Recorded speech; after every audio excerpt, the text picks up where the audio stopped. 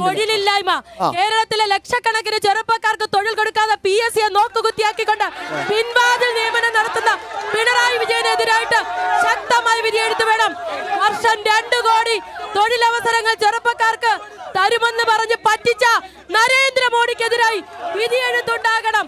ഈ വിലക്കയറ്റം കൊണ്ട് ജനങ്ങളെ ജീവിക്കാൻ പറ്റാത്ത സാഹചര്യം ഒരുക്കുന്ന ഇരു സർക്കാരുകൾക്കുമെതിരായുള്ള ജനവിധിയാകണം. ലോക്സഭാ തെരഞ്ഞെടുപ്പ് മതേതരത്വം സംരക്ഷിക്കാനുള്ള തെരഞ്ഞെടുപ്പാകണം. ശ്രീ N K പ്രേമചന്ദ്രൻ വിജയിക്കണം. ഒറ്റ കാര്യം കൂടി, ഈ ഇന്ത്യയിൽ ഏറ്റവും കൂടുതൽ PSC വഴി തൊഴിൽ കൊടുത്തത് ഏത് സംസ്ഥാനമോ? ഇന്ത്യയിൽ ഏറ്റവും കൂടുതൽ കേരളം. അഭ്യസ്തവിദ്യരുണ്ടാവണമെങ്കിൽ നല്ല വിദ്യാഭ്യാസം വേണ്ടേ? നല്ല അഭ്യസ്തവിദ്യരുണ്ടാവണമെങ്കിൽ വിദ്യാഭ്യാസം വേണ്ടേ? ആ വിദ്യാഭ്യാസം കിട്ടിയവർക്ക് തൊഴിൽ കിട്ടണ്ടേ? തൊഴിൽ കൊടുക്കാതെ മന്ത്രിമാരുടെ മക്കൾക്കും ബന്ധുക്കൾക്കും പാർട്ടി നേതാക്കന്മാർക്കും